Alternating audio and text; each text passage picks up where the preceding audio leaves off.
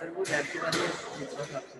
Sir मैं ना Thursday वाले लैब में था आपके, तो मैं लास्ट टाइम लैब लेने आया था तो मैम ने कहा था कि आपका सेक्शन चेंज हो गया है। मैं ज़ूलॉजी का स्टूडेंट था तो उन्होंने कहा था फ्राइडे 2 बजे नहीं, अगर थर्सडे वाली में आपका इशू नहीं है तो थर्सडे वाली में ही अटेंड करें। थर्सडे वाली में कर दूँ? हाँ, अगर आप लोगों को इशू नहीं है तो फिर उसी में अटेंड करें, कोई इशू नहीं। ठीक है सर। सर मेरा एक्चुअली इवन है तो मैं ना आया था लैब में, तो मैम कह रही थी कि आपका फ्राइडे वाली में हो गया है क्योंकि आप ज़ूलॉजी के स्टूडेंट हैं। क्या मतलब? कि आपको मैंने फ्राइडे वाली 2 बजे वाली लैब में ऐड कर TC2 में? जी sir. Lab ma'am Zainab, miss Zainab थी शायद, मिस जैनब सोहेल। किस लैब में किसने ऐड किया है? मिस जैनब सोहेल कौन है? तो वो सर मुझे भी नहीं पता। मैं सर कौन सी मैम? सर कोई टीचर है। तो PC2 में किस तरह उसने ऐड कर दिया है? लैब में सर। सर ये मुझे भी नहीं पता। PC2 की लैब में वो ना ही ऐड कर सकती है, ना कुछ हो सकता, कुछ भी नहीं कर सकती है। तो मैं सर फिर थर्सडे वाली में ही आऊँ? हाँ, जिसमें आप सर इनवाइट वो इनका होती कोई हैं। क्लैश आ रहा होगा ना, ये तो क्लैश आ रहा है तो दूसरे में चले जाओ जिसमें आपका शिफ्टिंग आप करवाइए। फ्राइडे में चले फ्राइडे वाले में मेरा नाम था कि नहीं? जी सर ही बता सकते सर सर इनका नाम है। आप लोगों की बाय कॉल अटेंडेंस होती है। नहीं सर कुछ बच्चे आपने सर उनका खुद भी लिखा था सर नाम। ये वो हैं जिनकी शिफ्टिंग हुई है। तो अगर सर इसने अभी कोई shift भी होगी। अटेंडेंस किसी भी लैब में नहीं ली है, इसका मतलब है ये तो किसी में यानी एब्सेंट होता रहा है जिसमें भी है।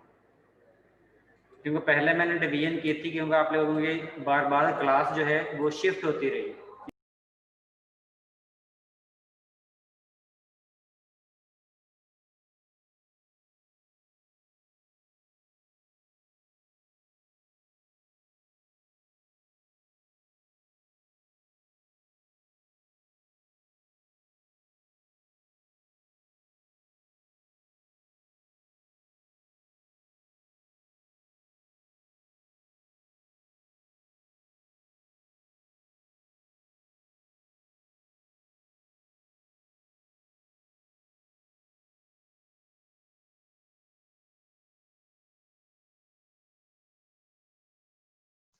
सर आपकी आवाज म्यूट है।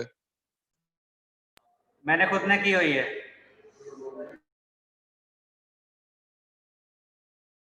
सर पहले टेबल से डालें सर।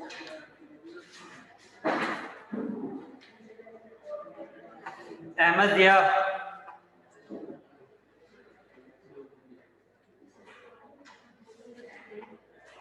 अहमद यासीन,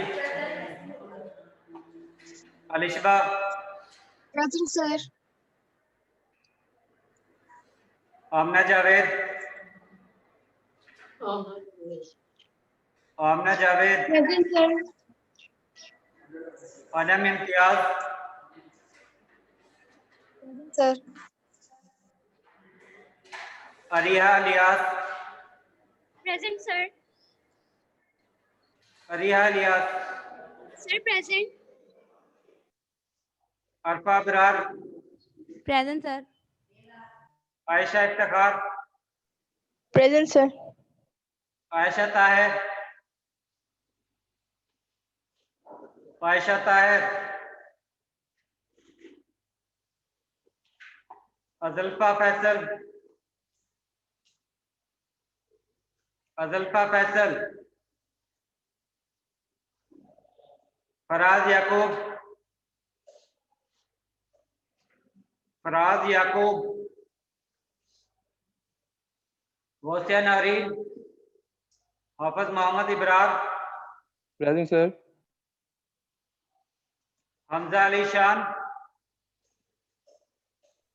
हमजा अली शान, प्रेजेंट सर। हमजा अली शान। साथ मुझे नहीं पता आपका नाम हमजा अली शान है। सर मेरा माइक खराब है, मैं साद की माइक से बोल रहा हूँ। मैं हमजा अली शान की बात कर रहा हूँ। Yes sir present.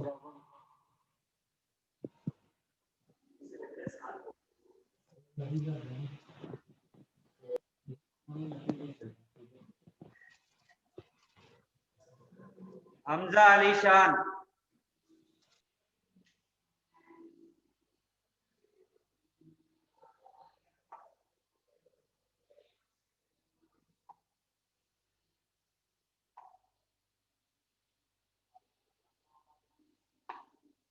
Hamza Javed,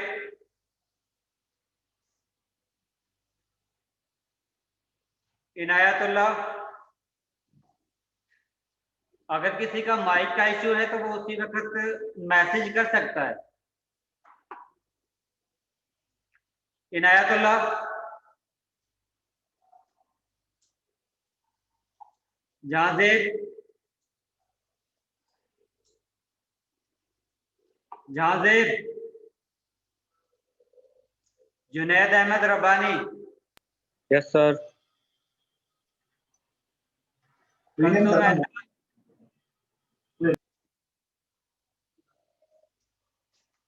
Khalid Hussain.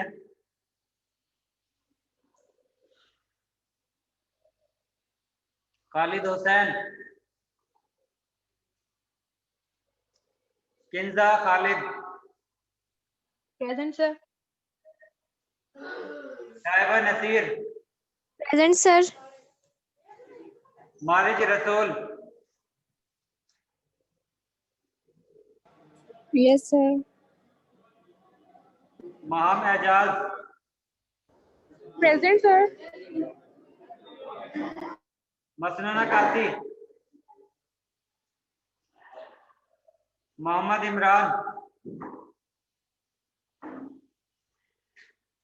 Mohammad Imran. Yes sir. Muhammad Umar. Present sir. Muhammad Behzad. Muhammad Behzad Anwar.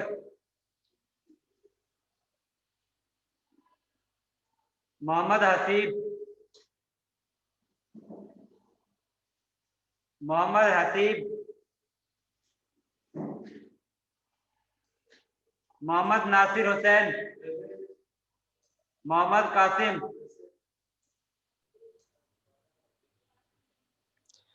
Mohammad Shahzad. Present sir. Shahdev. Present sir. Muhammad Umar 94। Muhammad Umar Tufail. Present sir. Muhammad Zubair Tariq. Muhammad Zohaib. Muhammad Zohaib Khalid.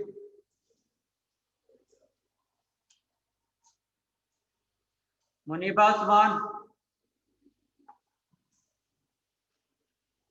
Musharraf Hussain. Yes sir. Nida Nadeem. Present, sir. Rafia Qamar. Present. Rimsha Saeed. Present, sir. Saad Amjad. Yes sir. Sadia Qayyum.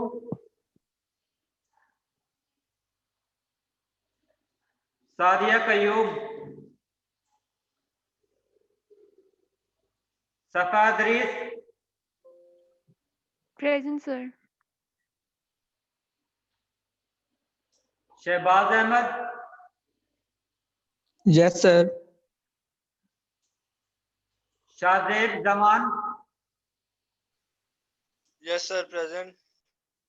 Sidra Nazir. Present, sir. Umar Hayat. Umar Hayat. Sir Jahanzeb की लगा देना, जहांजेब प्रेजेंट है sir. Waqar Anwar. Yes Junaira sir. Javed. Present, sir. Zara Farooq. Present. Zarmeen Akmal. Present, sir. ये कोई student add हो गया।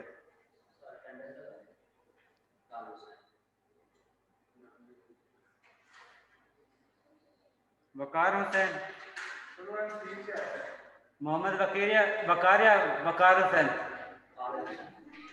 वकार हुसैन। खालिद हुसैन। इसके अलावा सर मोहम्मद बेहजाद अनवर का भी लगा दें। जहांजेब सर, जहांजेब ऊपर।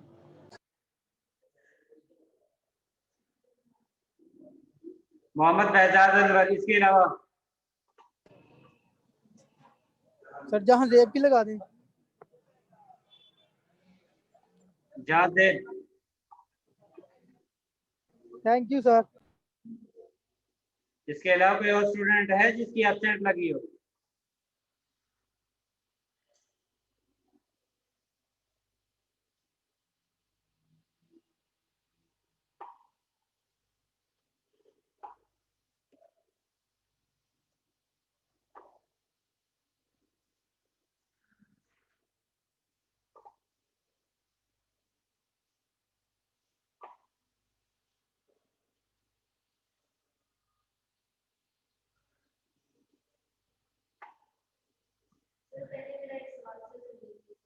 सर पिछले चैप्टर में एक न्यूमेरिकल है जिसमें वो कहता है कि हेसियन लॉ की मदद से therapy of combustion temperature. Sir आपने हेसियन लॉ वाला क्वेश्चन हमें इस तरह हेसियन लॉ आप लोगों ने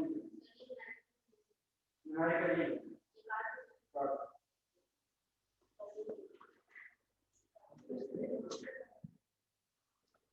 क्योंकि आप लोगों को कोर्स आउटलाइन में हेसियन लॉ शामिल नहीं है, न्यूमेरिकल भी नहीं।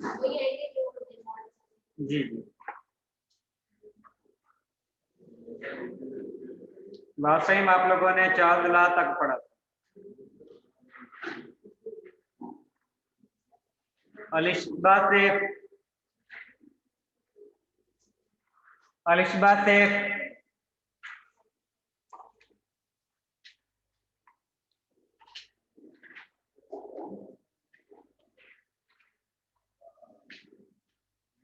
लगता है अटेंडेंस के वक्त सिर्फ आते हैं, उसके बाद जो है गायब हो जाते हैं।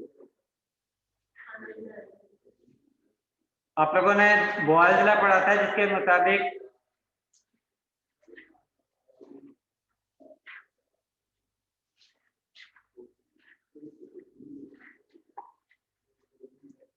प्रेशर एंड वॉल्यूम का इनवर्स रिलेशन है, बशर्ते कि आप लोगों को टेम्परेचर और नंबर ऑफ मोल्स जो है वो कांस्टेंट होने चाहिए। तो उस कंडीशन में जिस वक्त आप लोग प्रेशर इंक्रीज करते हो तो आप लोगों का वॉल्यूम जो है उसी रेशियो के साथ डिक्रीज होता है, इसको हम कहते हैं बॉयल्स लॉ। इसी तरह इसके बाद आप लोगों ने नेक्स्ट पढ़ा था चार्ल्स लॉ, जिसके मुताबिक अगर आप लोग टेम्परेचर इंक्रीज करते हो तो उस कंडीशन में जितना आप लोग टेम्परेचर इंक्रीज करोगे उसी रेशियो से आप लोगों का वॉल्यूम जो है, गैस का वॉल्यूम जो है वो इंक्रीज होगा। इसके बाद थर्ड लॉ आप लोगों ने पढ़ा था एवोगैड्रोस लॉ, ये पढ़ना है। थर्ड लॉ जो आज आप लोगों ने पढ़ना है वो है एवोगैड्रोस लॉ।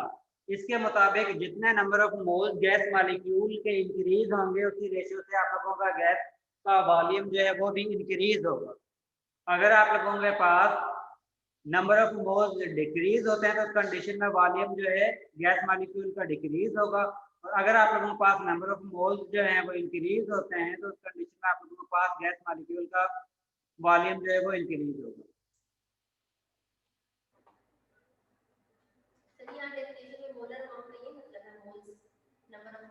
जी, मोलर अमाउंट का मतलब नंबर ऑफ मोल्स है।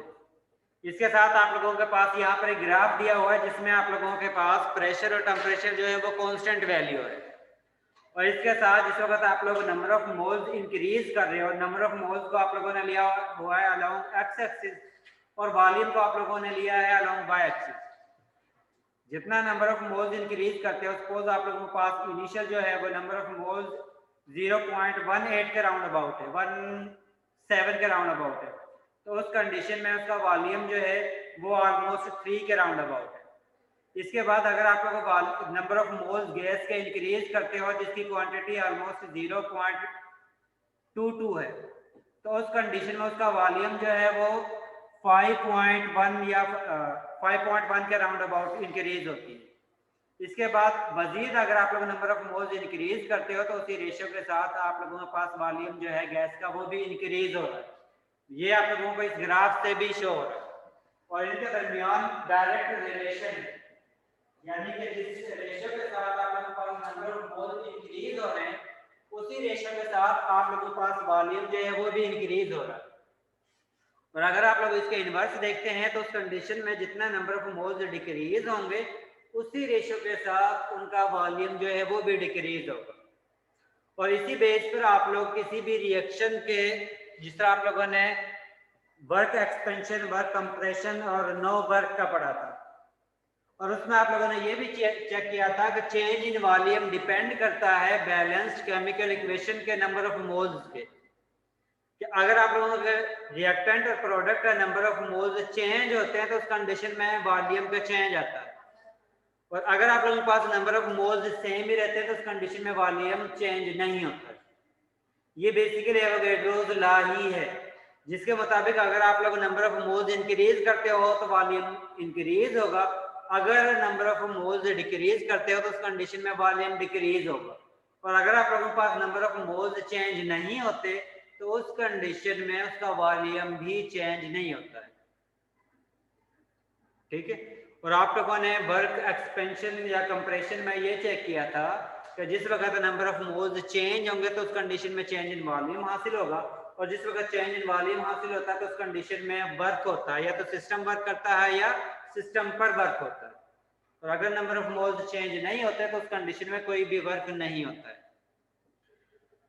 जिस वक्त हम इसको मैथमेटिकल फॉर्म में लिखते हैं तो उस कंडीशन में हम लिखते हैं V यानी कि volume directly proportional to number of moles, यानी कि जिसको हम n से शो करते हैं, नंबर ऑफ मोल्स को स्मॉल n से शो करते हैं, तो उस कंडीशन में इक्वेशन आप लोगों के पास बनती है V directly proportional to n, और जिस वक्त हम डायरेक्टली प्रोपोर्शनल के साइन को खत्म करते हैं तो उस कंडीशन में हम कांस्टेंट यूज करते हैं, तो उस कंडीशन में आप लोगों के पास इक्वेशन बनती है V is equal to constant into n, और कांस्टेंट को मोस्टली हम K से इंडिकेट करते हैं, तो उस कंडीशन में आप लोगों के पास यही इक्वेशन बनती है V is equal to K into n, और अगर आप लोग इसको रीअरेंज करते हो तो उस कंडीशन में यह इक्वेशन बनती है V divided by n is equal to K, जिसका मतलब है कि वॉल्यूम को नंबर ऑफ मोल से डिवाइड करते हो तो उस कंडीशन में आप लोगों के पास कांस्टेंट वैल्यू हासिल होती है। हाँ जी चाची।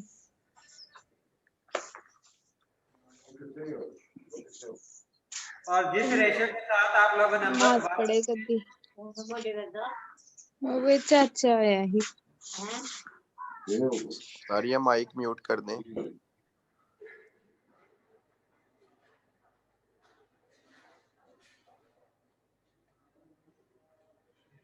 जिस रेशियो के साथ वॉल्यूम में चेंज आएगा उसी रेशियो के साथ आप लोगों के पास नंबर ऑफ मोल्स की वैल्यू में भी चेंज हासिल होगा, जिसकी वजह से इनका रेशियो जो है volume to number of moles ratio जो है वो आप लोगों के पास कांस्टेंट वैल्यू हासिल होगा। ठीक है, अब आप लोगों ने ये मैथमेटिकली या न्यूमेरिकली प्रूव करना है, क्योंकि आप लोगों ने ये तो पढ़ लिया है कि b डिवाइडेड बाय n जो है वो कांस्टेंट वैल्यू के इक्वल आता है। इसी तरह अगर हम दो गैस के लिए जिनके नंबर ऑफ मोल्स सेम है या डिफरेंट है तो उस कंडीशन में उनका हम रेशियो निकालते हैं, तो उस कंडीशन में b ओवर n वैल्यू जो है वो आप लोगों के पास कांस्टेंट ही हासिल होती है। तो इस वजह से हम लिख सकते हैं V1 divided by N1 is equal to V2 divided by N2 is equal to V3 divided by N3 and so on, क्योंकि इन सभी का रेशियो जो है डिफरेंट टाइम या नंबर ऑफ मोल्स चेंज करने से वॉल्यूम भी चेंज होगा और इनकी वैल्यू जो है वो कांस्टेंट ही हासिल होगी। ठीक है, इसी तरह हम इसको ये भी कह सकते हैं कि V1 divided by N1 is equal to V2 divided by N2, और इसकी बेस पर आप लोगों के पास चार चीजें हैं। V1 divided by N1 is equal to V2 divided by N2, अब चार चीजें हैं आप लोगों के पास, जिनमें से अगर आप लोगों के पास तीन चीजें गिवन हो न्यूमेरिकल के अंदर तो फोर्थ थिंग जो है आप लोग कैलकुलेट कर सकते हो। अब यहाँ पर एक न्यूमेरिकल दिया हुआ है जिसमें लिखा हुआ है कि आप लोगों के पास हीलियम गैस है और उसके नंबर ऑफ मोल 0.225 मोल है और इसका इनिशियल वॉल्यूम 4.65 लीटर है। उसके बाद वो कहता है अगर इसका वॉल्यूम 6.48 लीटर होता है तो उस कंडीशन में इसके नंबर ऑफ मोल्स क्या होंगे। आप लोगों ने इसमें N2 जो है वो फाइंड आउट करना है और आप लोगों ने इक्वेशन यही अप्लाई करनी है V1 divided by N1 is equal to V2 divided by N2, और अब आप लोगों ने सॉल्व करके इसका आंसर मुझसे शेयर करना है।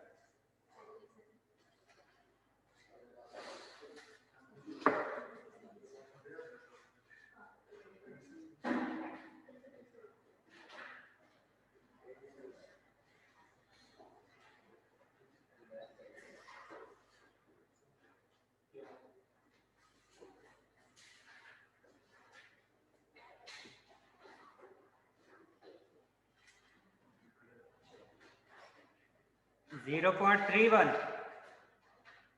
जी सर 0.31। देखते हैं बाकियों का क्या आंसर आता है। जी आप लोगों को क्या है?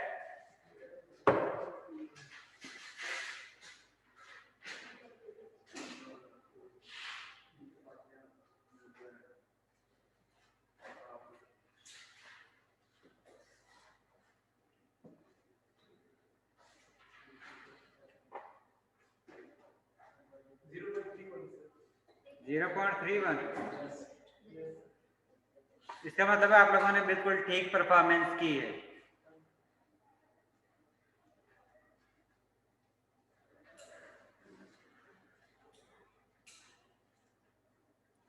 .314 मोल।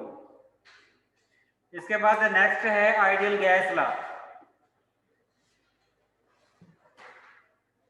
अभी तक जितने हमने 3 लॉज पढ़े हैं, अगर हम इन तीनों को कंबाइन करते हैं तो उस कंडीशन में हमारे पास आइडियल गैस लॉ हासिल होता है। पहला आप लोगों ने पढ़ा था जिसके मुताबिक V जो है डायरेक्ट V इनवर्सली प्रोपोर्शनल है प्रेशर के, बॉयल्स लॉ। इसके बाद आप लोगों ने पढ़ा था V डायरेक्टली प्रोपोर्शनल है टेम्परेचर के, चार्ल्स लॉ। इसके बाद लास्ट आप लोगों ने पढ़ा है कि वॉल्यूम डायरेक्टली प्रोपोर्शनल है नंबर ऑफ मोल्स के। और अगर आप लोग इन तीनों को कंबाइन लिखते हो तो उस कंडीशन में आप लोगों के पास इक्वेशन बनती है V directly proportional to N into T into 1/P।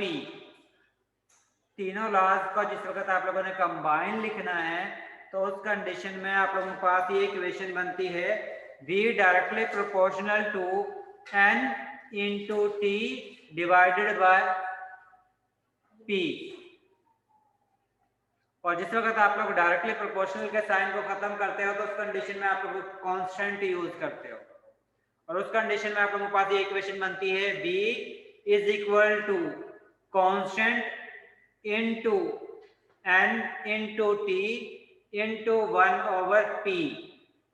और इस इक्वेशन के लिए हम आइडियल गैस लॉ के मुताबिक कांस्टेंट जो है वो हम R से इंडिकेट करते हैं। इस इक्वेशन में हम कांस्टेंट को R से इंडिकेट करते हैं, जिसको हम आइडियल गैस कांस्टेंट या गैस कांस्टेंट भी कहते हैं और R से इंडिकेट करते हैं। और इसकी वैल्यू जो है डिपेंड करती है कि आप लोग इसकी कैलकुलेशन के लिए एटमॉस्फेयर का कौन सा यूनिट यूज करते हो, क्योंकि लास्ट टाइम आप लोगों ने पढ़ा था कि एटमॉस्फेयर के डिफरेंट यूनिट हैं, और जिस वक्त आप लोग डिफरेंट यूनिट में वैल्यू को कैलकुलेट करते हो तो आप लोगों के पास वैल्यू डिफरेंट हासिल होती है।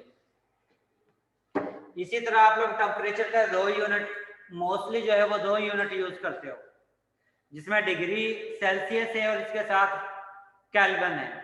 फ़ारेनहाइट को बहुत कम यूज करते हो।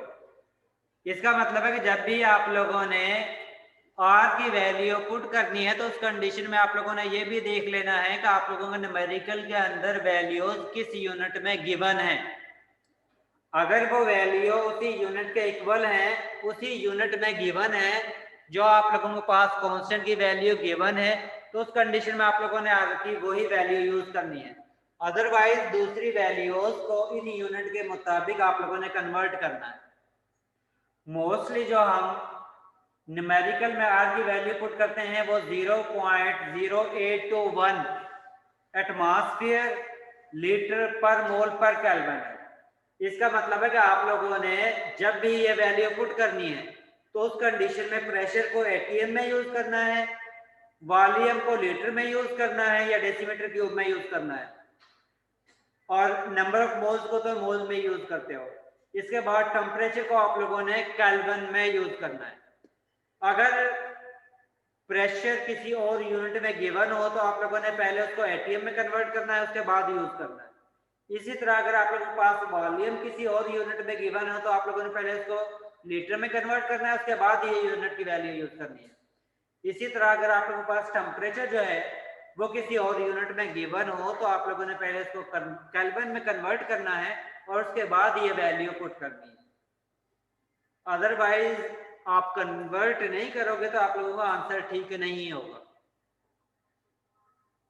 ठीक है, तो उस कंडीशन में आप लोगों के पास जनरल है गैस इक्वेशन जो बनती है वो PV is equal to nRT है।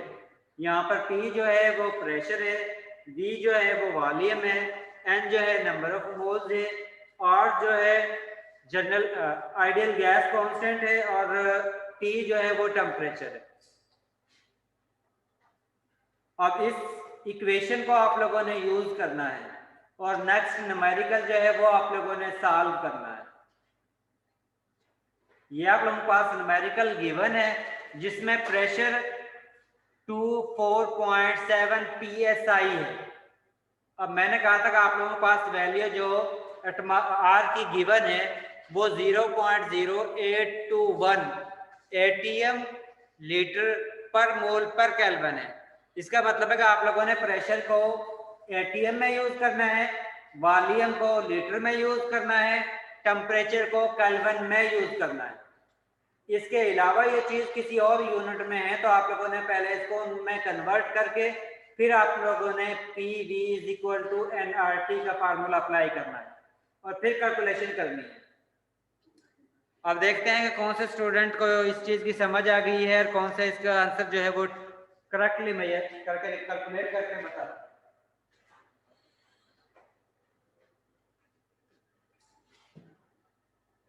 और 1 ATM जो है वो 14.7 psi के इक्वल होता है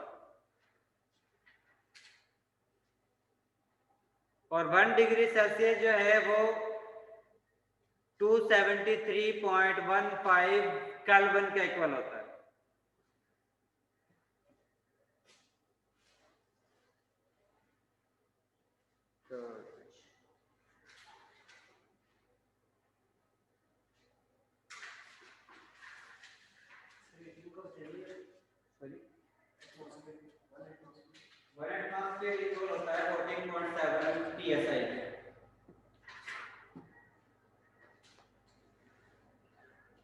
और 0 डिग्री जो है वो इक्वल होता है 273.15 केल्विन।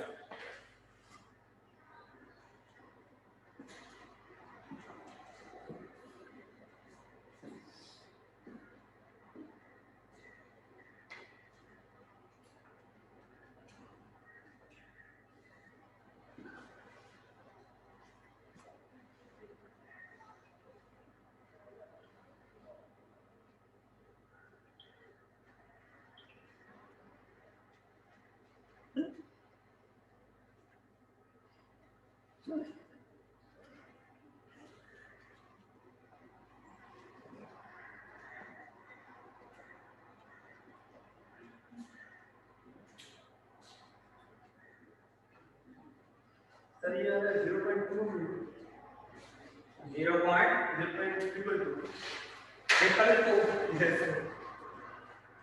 चले बाकियों के किस तरह के Yes, sir, 0.22.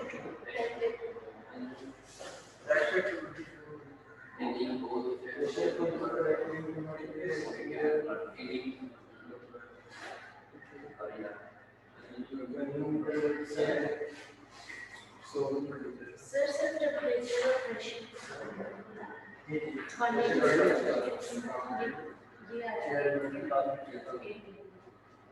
Sir, is the temperature or 0.22.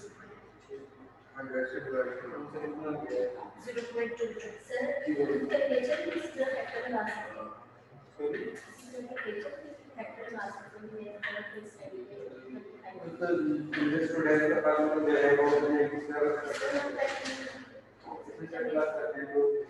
Yes,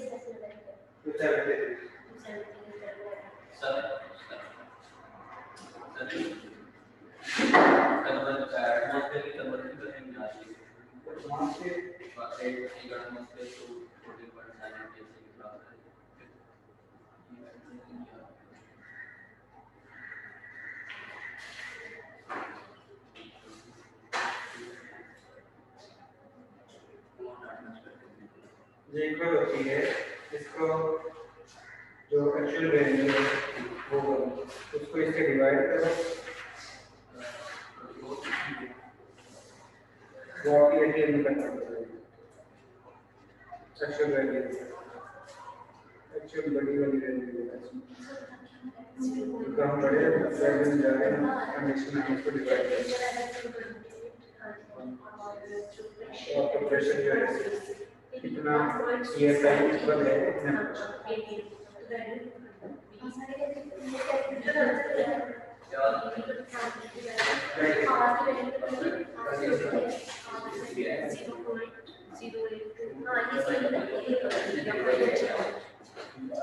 ji online वालों में क्या आंसर आया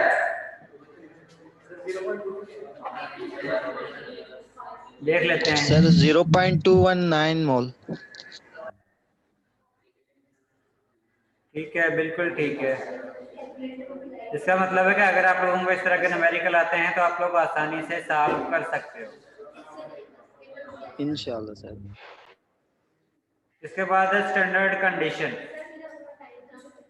जब भी न्यूमेरिकल में गिवन हो कि आप लोगों ने स्टैंडर्ड कंडीशन अप्लाई करनी है तो उसका मतलब है कि आप लोगों का प्रेशर जो है वो 1 एटमॉस्फेयर के इक्वल है और आप लोगों का टेम्परेचर जो है वो 0 डिग्री सेल्सियस के इक्वल है ये उस कंडीशन में है जिस वक्त आप लोग थर्मोडायनामिक में इसको यूज करते हो अगर किसी और चीज में आप लोग यूज करते हो तो उस कंडीशन में स्टैंडर्ड कंडीशन में प्रेशर जो है वो 1 एटमॉस्फेयर के इक्वल ही होता है लेकिन टेम्परेचर जो है वो 25 डिग्री सेल्सियस के इक्वल होता है लेकिन थर्मोडायनामिक में जब भी हमने इसको यूज करना है स्टैंडर्ड कंडीशन में तो उस कंडीशन में आप लोगों के पास प्रेशर जो है वो 1 atm के इक्वल ही होगा और टेम्परेचर जो है वो 0 डिग्री सेल्सियस के इक्वल होगा ठीक है इसका मतलब है कि जब भी अगर न्यूमेरिकल के अंदर स्टैंडर्ड कंडीशन मेंशन है तो उसका मतलब है कि आप लोगों को जो एटमॉस्फेयर है जो प्रेशर है वो 1 एटमॉस्फेयर है और टेम्परेचर जो है वो 0 डिग्री सेल्सियस है excuse me sir 0 degree Celsius होगा या 273 केल्विन ये इक्वल तो होते हैं लेकिन हम टेम्परेचर का यूनिट स्टैंडर्ड कंडीशन में कौन सा यूज करते हैं सॉरी सर हम स्टैंडर्ड कंडीशन में टेम्परेचर का कौन सा यूनिट यूज करते हैं 0 केल्विन या डिग्री सेल्सियस 0 डिग्री सेल्सियस में हम यूज करते हैं सर यहाँ पर आगे 273 केल्विन भी लिखा हुआ है ना इस वजह से थोड़ी सी कंफ्यूजन हो ये रही है क्या हुआ है कि ये 0 डिग्री सेल्सियस जो है वो 273 केल्विन के इक्वल होता है क्योंकि आप लोगों ने ओके जब भी सर न्यूमेरिकल सॉल्व करना है तो आप लोगों ने उसमें टेम्परेचर को पहले केल्विन में कन्वर्ट करके फिर उसको सॉल्व करना है इसलिए इसके साथ दिया हुआ है तो सर मैं यही पूछना चाह रही हूँ जब स्टैंडर्ड कंडीशन हमें वो कहेंगे तो हमने अगर सेल्सियस में टेम्परेचर होगा तो उसको केल्विन में चेंज करेंगे जी आप लोगों ने उसको केल्विन में चेंज करके फिर न्यूमेरिकल को सॉल्व करना है अब आप लोगों के पास तो सेकंड न्यूमेरिकल है जिसमें आप लोगों के पास वॉल्यूम गिवन है प्रेशर गिवन है और टेम्परेचर गिवन है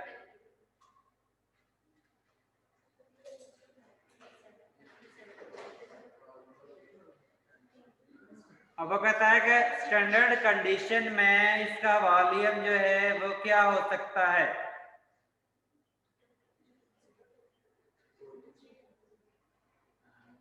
अब आप लोगों ने बताना है क्या हो सकता है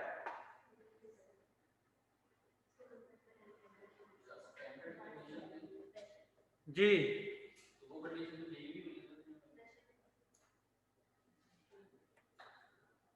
ये तो अलग से दिया हुआ है ना अब आपने ये भी बताना है कि अगर स्टैंडर्ड कंडीशन ये टेम्परेचर दिया हुआ है 27 डिग्री सेल्सियस अब स्टैंडर्ड कंडीशन में जो है वो कहता है कि अगर आप लोगों में स्टैंडर्ड कंडीशन है स्टैंडर्ड कंडीशन में टेम्परेचर जो है वो 0 डिग्री सेल्सियस के इक्वल है वहां पर प्रेशर जो दिया हुआ है वो 44.1 psi है अब स्टैंडर्ड कंडीशन में जो है वो गिवन होती है आपके पास 1 एटमॉस्फेयर जी आप सर लोगों ने स्टैंडर्ड कंडीशन में वो जो वॉल्यूम होता है 22.414 के इक्वल नहीं होता आप लोगों ने कैलकुलेट करके फिर बताना है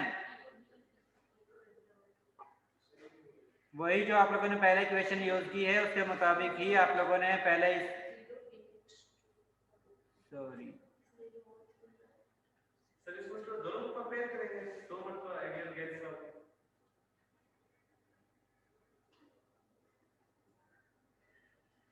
दोनों को आप लोगों ने कंपेयर करना है।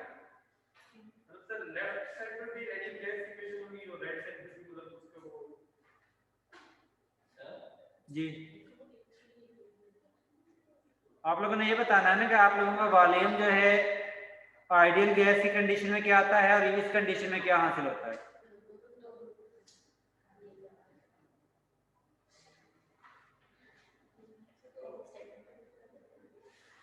क्या हुआ है?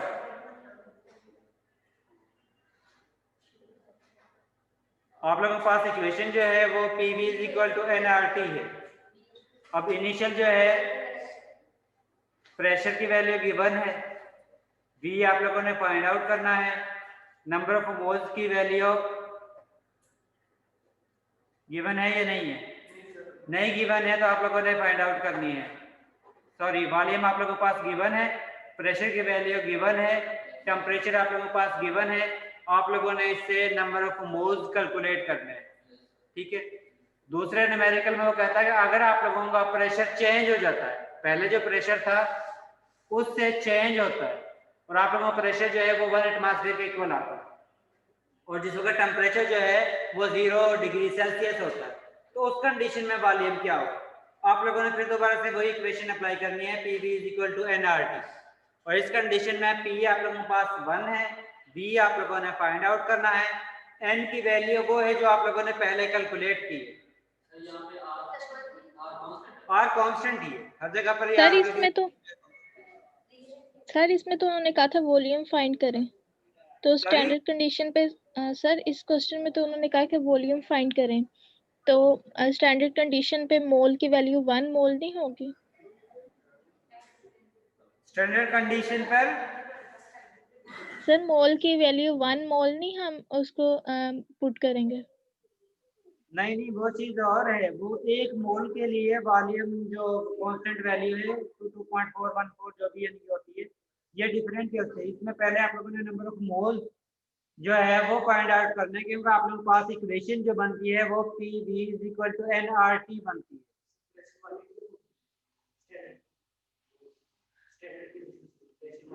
स्टैंडर्ड प्रेशर जो है वो 180 है।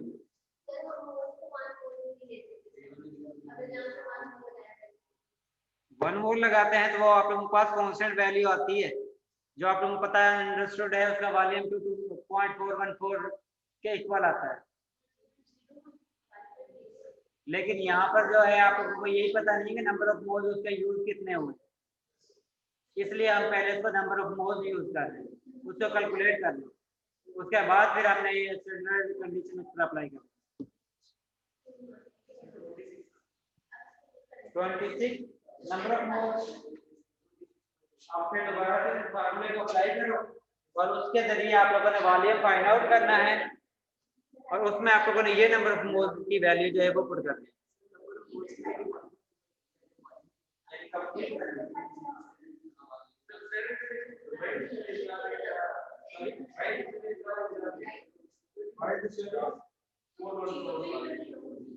यहाँ पर 26 से पहले 8 9 है, इसका मतलब है कहीं किसी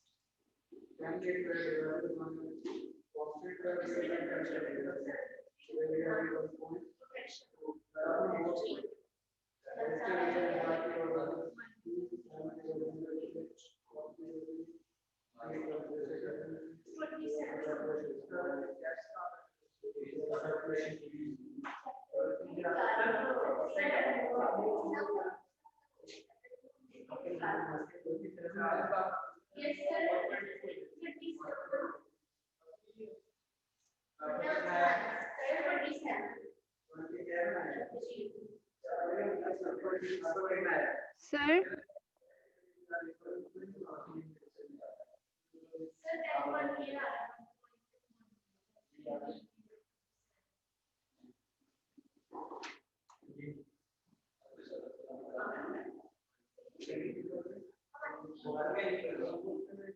लेकिन कोई के दौरान आप लोग कोई भी mobile excuse me sir, calculator mobile का यूज कर सकते हो। एक्सक्यूज मी सर, जी सर इसका 1.218 मोल आ रहा है। ठीक है, नंबर ऑफ मोल्स आ गए हैं ना। अब आप लोगों ने इस नंबर ऑफ मोल्स को यूज करके सर वो बता दें सही है कि नहीं। 1.218 आ रहा है। ठीक है, नंबर ऑफ मोल्स आ गए। अब आप लोगों ने इसको स्टैंडर्ड कंडीशन पे अप्लाई करके वॉल्यूम कैलकुलेट करना है।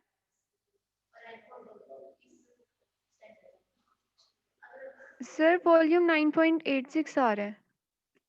9.86 नहीं, वॉल्यूम ठीक नहीं आ रहा।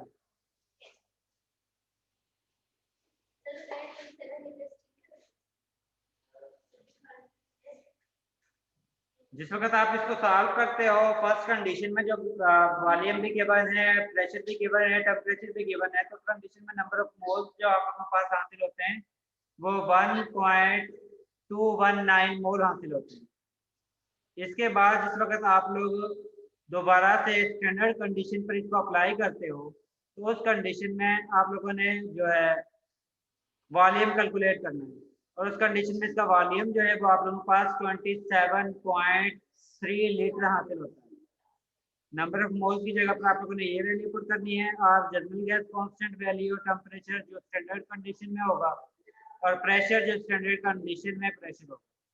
इसको सॉल्व करोगे तो आप लोगों के पास 27.3 लीटर हासिल होगा। सर जब भी हमें ठीक है, और जिसका ये आंसर नहीं आया, इसका मतलब है उसने कहीं ना कहीं से गलती की है, और वो गलती चेक कर ले कहाँ से गलती की है। Excuse me sir. जी सर इसका मतलब है कि जब भी हमें स्टैंडर्ड कंडीशन में कोई चीज़ फाइंड करने के लिए कहेंगे, अगर तो मोल होगा तो उसका हम कैलकुलेट करके पुट करेंगे, लेकिन टेम्परेचर और प्रेशर हमने स्टैंडर्ड वाला ही पुट करना है। जी वही यूज करेंगे। अगर स्टैंडर्ड ओके कंडीशन सर। पर आप लोगों ने वॉल्यूम कैलकुलेट करना है। और सर ये जो आर की वैल्यू है गैस कांस्टेंट की 0.0821, ये स्टैंडर्ड कंडीशन पे है। जी ये वैल्यू ओके। फिक्स।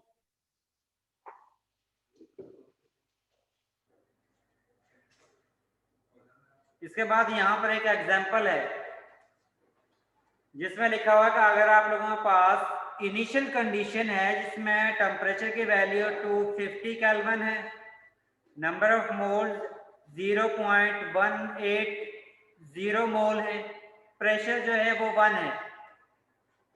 अब इस कंडीशन में आप लोगों ने वॉल्यूम कैलकुलेट कर लेना है।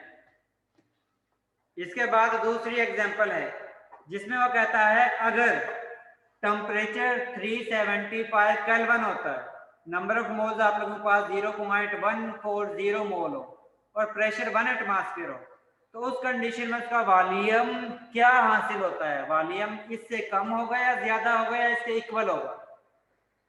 और थर्ड कंडीशन है जिस वक्त आप लोग टेम्परेचर चेंज करते हो, टेम्परेचर आप लोगों का 250 के केल्विन के इक्वल हो, नंबर ऑफ मोल 0.070 मोल हो, और प्रेशर आप लोगों के पास 0.50 एटीएम हो, तो उस कंडीशन में इसका वॉल्यूम क्या हासिल होता है? आप लोगों ने जनरल गैस इक्वेशन इन तीनों पर अप्लाई करनी है, और तीनों के जरिए आप लोगों ने वॉल्यूम कैलकुलेट करना है कि इसका वॉल्यूम क्या है, इसका वॉल्यूम क्या है, और इसका वॉल्यूम क्या है। और उसके बाद आप बता सकते हो कि इनिशियल वॉल्यूम से ये वॉल्यूम डिक्रीज हुआ है या इंक्रीज हुआ है, या इसमें कोई चेंज नहीं आया। इसी तरह इनिशियल वॉल्यूम से बी का वॉल्यूम जो है वो इंक्रीज हुआ है या डिक्रीज हुआ है, या इसमें कोई वैल्यू चेंज या वॉल्यूम में कोई चेंज नहीं आया। अब आप लोगों ने इन तीनों की वैल्यू वॉल्यूम में कैलकुलेट करके मुझे बताना है कि किस कंडीशन में वॉल्यूम इंक्रीज हुआ है, किस कंडीशन में वॉल्यूम डिक्रीज हुआ है इनिशियल वॉल्यूम से। पार्ट ए, पार्ट बी, साथ में इनिशियल का तो आप लोगों ने कैलकुलेट करना ही है क्योंकि आप लोगों ने कंपेयर करना है उससे।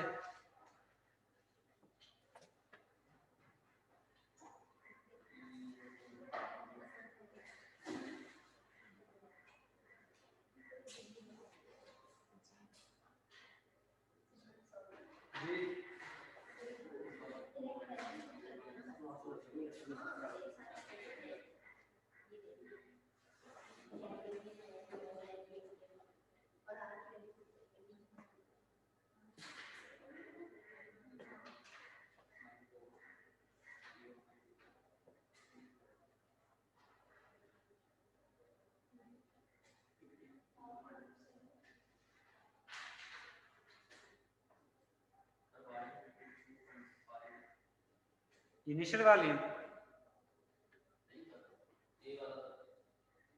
हाँ तो आप इसको अगर इनिशियल का फाइंड नहीं करोगे तो इसे किस तरह बताओगे कि ये इंक्रीज हुआ है या डिक्रीज हुआ है या चेंज नहीं आया है?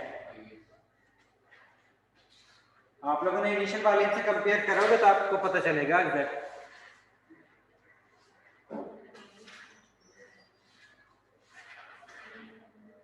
मुशर्रफ ये कौन सा वॉल्यूम आया है? इनिशियल आया है या ए का वॉल्यूम आया है या बी का वॉल्यूम आया है? सर ये वो पहले वाले का है, अभी मैं कर रहा हूँ।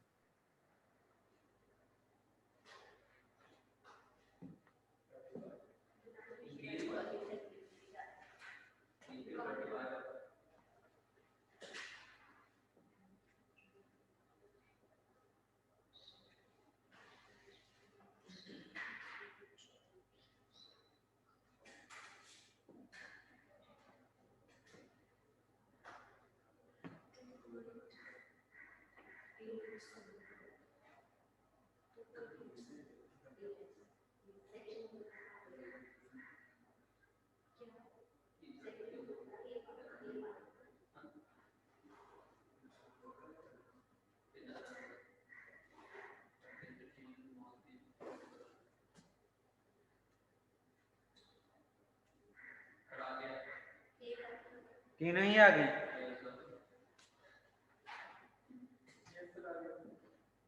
एक्सक्यूज मी सर, पहले वाले का 2.87 आया है और दूसरे वाले का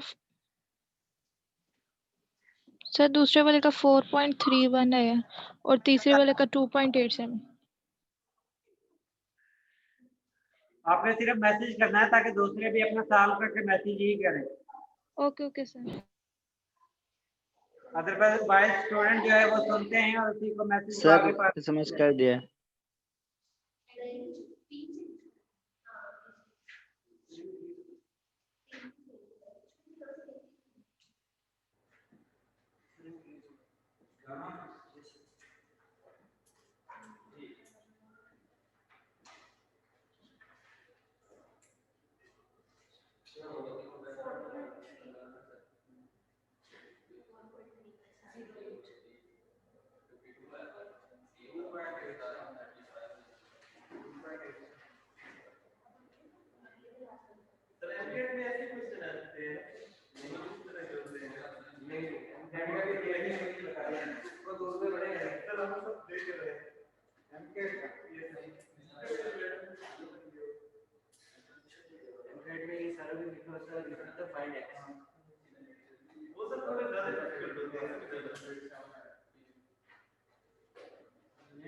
प्रैक्टिस हो तो उसके लिए भाई आसान होता है। प्रैक्टिस की बात है, अगर प्रैक्टिस नहीं है तो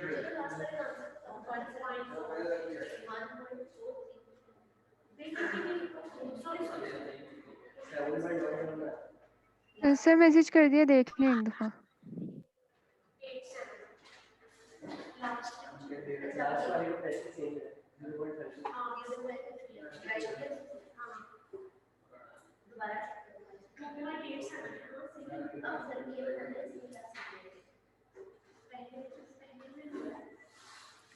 पहले वाले जो वॉल्यूम है इनिशियल, उससे जिस वक्त हम ए को कंपेयर करते हैं तो ए का वॉल्यूम जो है वो इंक्रीज होता है, लेकिन जिस वक्त हम इसको कंपेयर करते हैं बी के साथ तो उस कंडीशन में बी का वॉल्यूम और इनिशियल वॉल्यूम दोनों इक्वल हासिल होते हैं।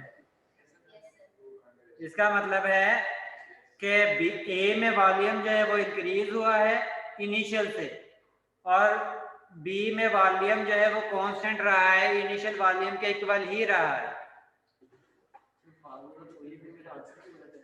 जी कैलकुलेशन में कोई यानी गलती हो गई होगी। ठीक है निदा नदीम, बिल्कुल ठीक है।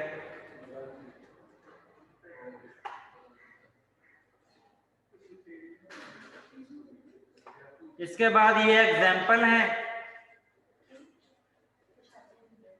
और इसमें इसी तरह आप लोगों ने कैलकुलेशन करनी है जिस तरह आप लोगों ने अभी की है, और उसकी बेस पर ही आप लोगों ने बताना है कि किसमें वॉल्यूम इंक्रीज होता है, किसमें वॉल्यूम डिक्रीज होता है, किसका वॉल्यूम ज्यादा है और किसका वॉल्यूम इनिशियल वॉल्यूम से कम हुआ है या किसी का वॉल्यूम चेंज नहीं हुआ है। कर लोगे?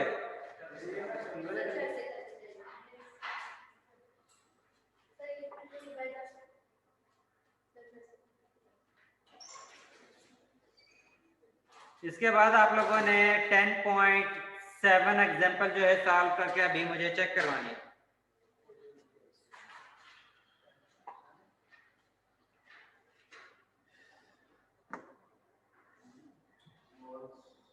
आप लोगों ने इस इक्वेशन की मदद से नंबर ऑफ मोल्स कैलकुलेट करने हैं और आप लोगों को पता है नंबर ऑफ मोल्स जो है वो इक्वल होते हैं mass divided by molar mass. 10 raised power 5।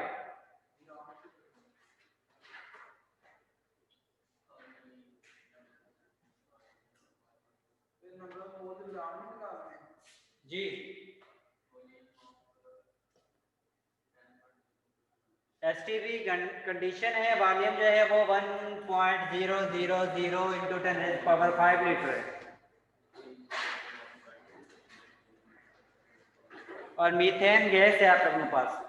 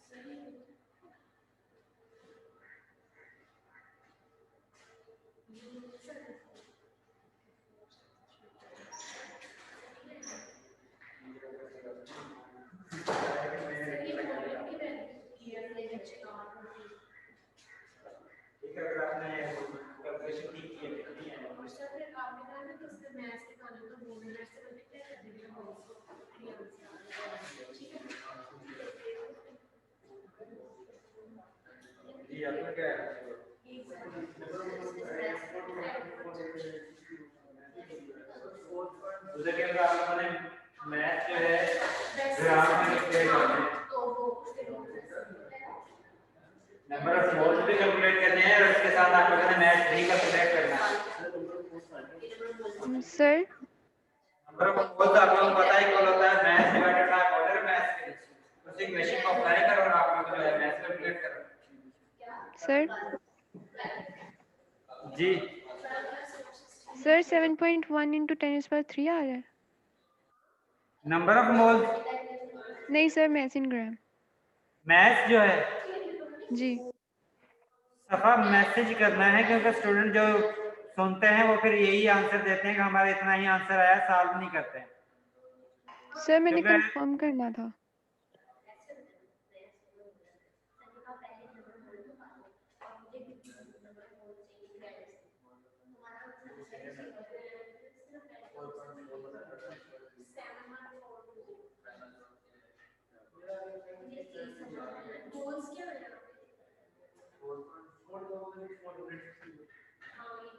इसी तरह आप लोगों ने अप्लाई प्रैक्टिस जो है 10.8 करनी है।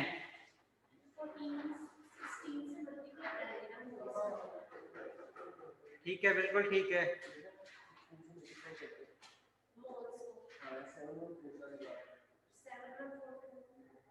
ये एग्जांपल 9.8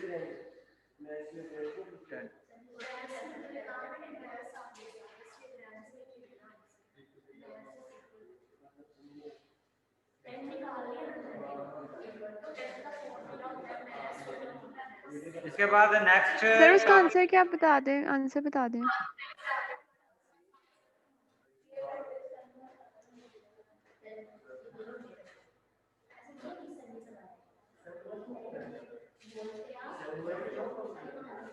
इससे रिलेटेड जो आप लोगों ने एक्सरसाइज से न्यूमेरिकल सॉल्व करने हैं वो सुन लें।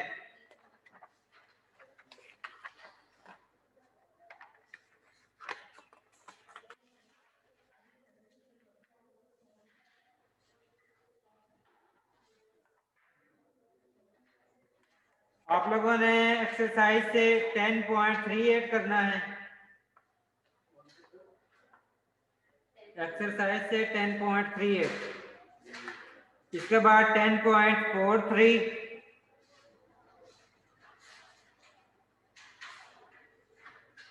10.44, 10.52,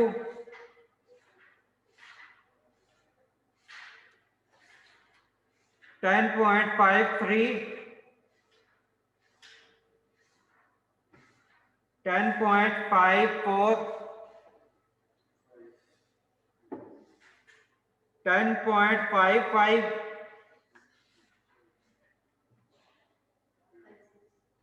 10.56 एंड 10.57 तक एक्सरसाइज से आप लोगों ने न्यूमेरिकल सॉल्व करना है।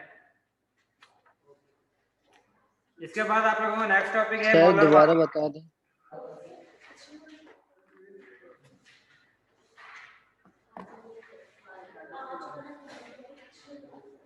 मोलर वॉल्यूम ये है कि अगर आप लोगों के पास एसटीपी कंडीशन हो, स्टैंडर्ड टेम्परेचर एंड प्रेशर हो, और आप लोगों के पास किसी भी गैस का 1 मोल मौजूद हो, तो उस कंडीशन में उसका वॉल्यूम जो है वो 22.414 लीटर हो।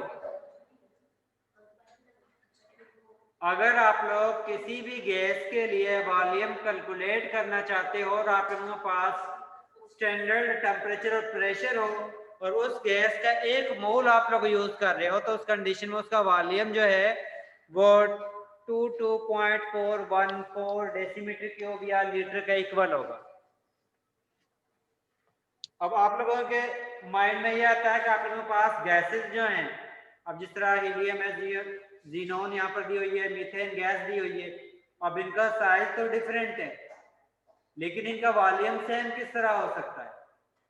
किस तरह हो सकता है? क्योंकि atomic size sir standard condition जो 1 मोल है वो इक्वल है ना 22.4 लीटर के।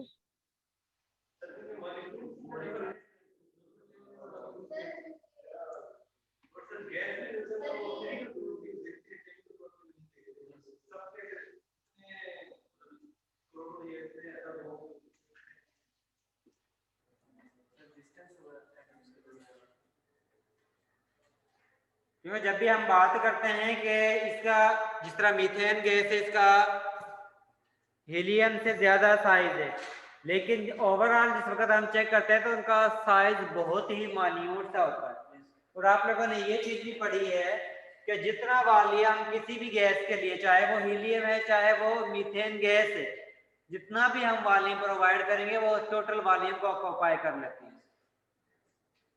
इसका मतलब है कि अगर आप लोग उनके क्वांटिटी सेम रखते हो तो उस कंडीशन में वो सेम ही वॉल्यूम ऑक्यूपाई करेंगी, क्योंकि उनका वॉल्यूम जो है, साइज जो है वो बहुत ही कम होता है। अगर ओवरऑल हमें नजर आता है इसका वॉल्यूम जो है या साइज जो है वो ज्यादा है, लेकिन ओवरऑल जितना वॉल्यूम हम उनको प्रोवाइड करते हैं उसकी निस्बत उनका वॉल्यूम बहुत ही कम होता है। और आप लोगों ने ये भी पढ़ा है कि जिस वक्त हम गैस मॉलिक्यूल की बात करते हैं तो उनका दरमियान फोर्स ऑफ इंटरेक्शन ना होने के बराबर है, यानी कि उनका दरमियान डिस्टेंस बहुत ज्यादा होता है, जिसकी वजह से अगर हम सेम वाल या प्रेशर जो है डिफरेंट अप्लाई करते हैं या सेम अप्लाई करते हैं तो उस कंडीशन को उनका वॉल्यूम जो है उसको हम एडजस्ट कर सकते हैं।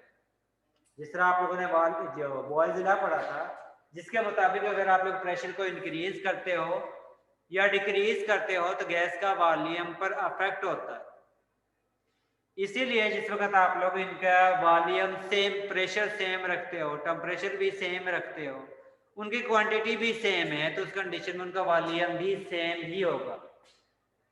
ठीक है, लेकिन सर इसको सेम के ऊपर होगा क्या जरूर सर? हाँ जी सर, वो वॉल्यूम सेम, वो डेंसिटी फार्मूला है, यानी कि डेंसिटी पर अफेक्ट कर रहा है। डेंसिटी की डिफरेंट होती है लेकिन का वॉल्यूम सेम ही होता है। अब किसी की डेंसिटी कम है, किसी की डेंसिटी ज्यादा है। सर ये तीनों एलिमेंट रखे गए तो हीलियम अपनी डेंसिटी ये कुछ अलग बात है। जी जी, जिसकी डेंसिटी कम होगी इसका मतलब है वो ऊपर होगा, अगर उसकी डेंसिटी और भी ज्यादा कम होगी तो वो इवेपोरेट होना यानी ज्यादा यानी ऊपर जाना शुरू हो जाता है। जी, volume same. Excuse me sir. जी सर ये जो वॉल्यूम सेम होता है ये सिर्फ गैसेस के लिए ये प्रॉपर्टी है ना? जी, ओके सर। क्योंकि गैस मॉलिक्यूल को ही आप लोग कंप्रेस कर सकते हो।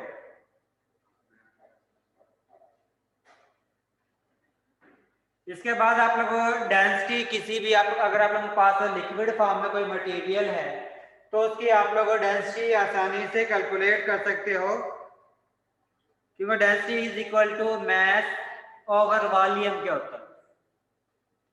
और मैस आप लोग किस तरह कैलकुलेट कर सकते हो? नंबर ऑफ मोल्स की बेस पर। नंबर ऑफ मोल्स की बेस पर आप लोग जो है वो मैस कैलकुलेट कर सकते हो। और अगर आप लोगों के पास डेंसिटी गिवन हो, इसके साथ मैस गिवन हो, तो आप लोग वॉल्यूम कैलकुलेट कर सकते हो।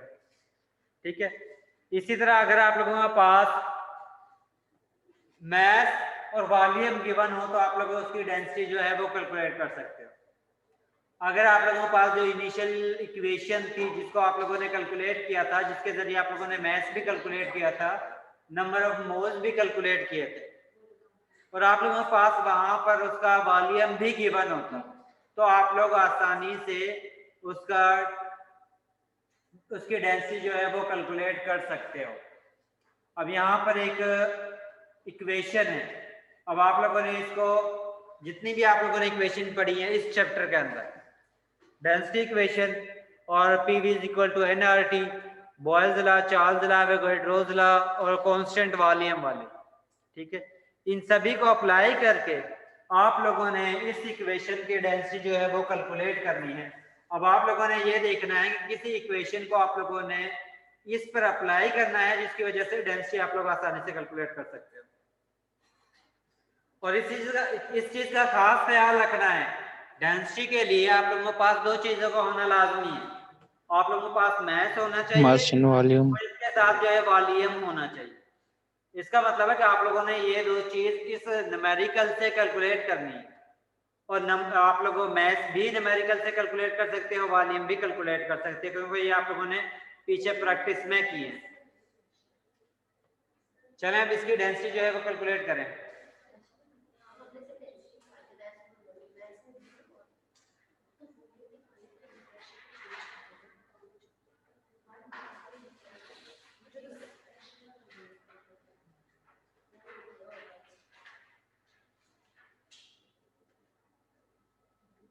आप लोगों ने जनरल गैस इक्वेशन, चलिए इसको सॉल्व कर रहे हैं, देखते हैं किसका आंसर ठीक आता है।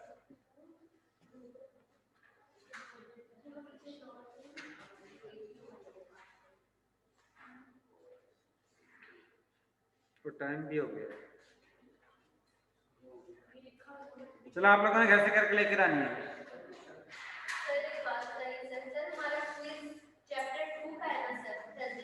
आप लोगों का यहाँ तक जो आप लोगों ने पढ़ा है, इस 10th चैप्टर का यहाँ तक आप लोगों का थर्सडे को क्विज है।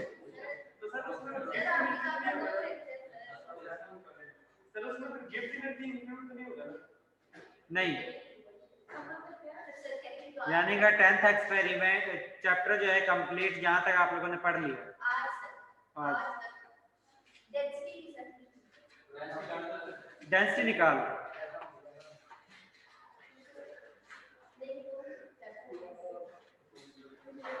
सर उमर है याद क्या है? सर उमर है याद अटेंडेंस अहमद दिया है, Ayesha Tahir sir present. Ayesha Tahir sir Ayesha Tahir present. Azalfa Faisal, Faraz Yaqoob present sir. Inayatullah, yes sir. Mohammad Haseeb, Mohammad Haseeb,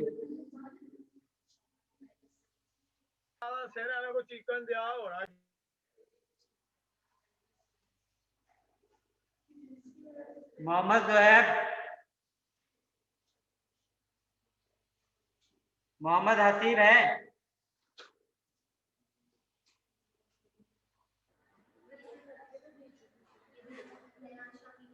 Sadia Qayyum,